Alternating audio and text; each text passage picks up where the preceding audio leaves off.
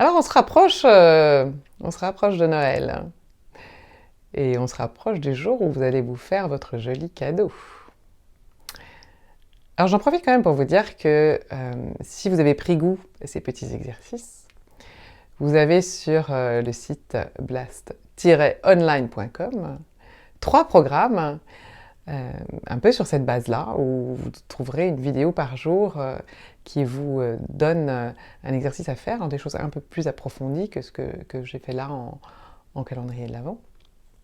Vous avez un programme sur l'alimentation, un programme sur la gestion du stress et un programme sur la gestion du temps.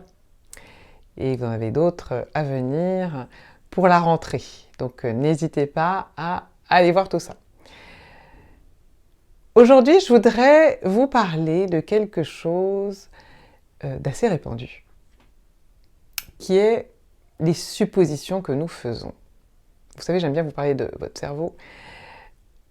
Le cerveau, il faut toujours qu'il nous serve une réponse à nos interrogations. On ne peut pas laisser de blanc. Et donc, il sert la réponse la plus probable, encore une fois, en fonction de tout ce qu'on a pensé avant. Je vous rappelle que tout ça, c'est des stats. Et donc, bien souvent, quand quelque chose ne se passe pas comme on aurait aimé que ça se passe, on va faire une supposition sur la raison pour laquelle cette chose ne se passe pas.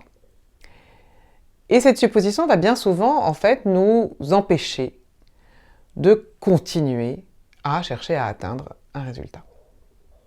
Là encore, je vous donne un exemple un peu concret. Imaginez que vous êtes en train de démarcher un prospect important.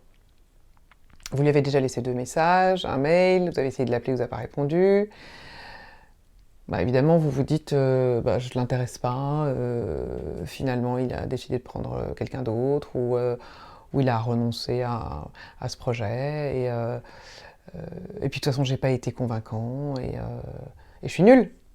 Éventuellement ça finit comme ça. Alors il y a 1001 autres raisons, plus ou moins vraisemblables, pour que ce client, ce prospect, ne vous ait pas rappelé. Et dans la vraie vie, il arrive que ce soit parce qu'il s'est cassé une jambe, ou d'autres raisons auxquelles on n'avait pas pensé, ou qu'on pense improbables. Aujourd'hui, on a malheureusement le Covid, et puis il y a plein d'autres raisons. Si vous vous arrêtez à finalement je ne l'ai pas convaincu, je suis nulle, vous allez laisser tomber.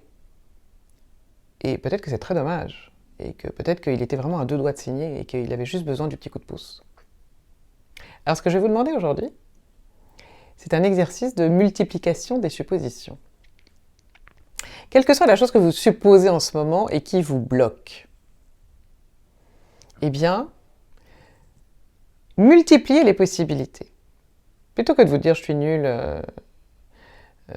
il a pris quelqu'un d'autre », multipliez les raisons pour lesquelles votre client ne vous a pas rappelé, ou toute autre chose. Ou votre conjoint vous fait la tête, ou j'en sais rien. Essayez d'en trouver une dizaine, plus ou moins vraisemblables, parce que parfois, la vie vous sert des choses peu vraisemblables. Vous allez voir que juste ça va vous détendre. Et puis quand vous aurez la réponse à votre question, à cette supposition, ou quand vous saurez si elle était juste ou pas, vous verrez que c'était sans doute pas la première qui vous est venue à l'esprit, qui était la bonne. Allez-y, amusez-vous bien. À demain.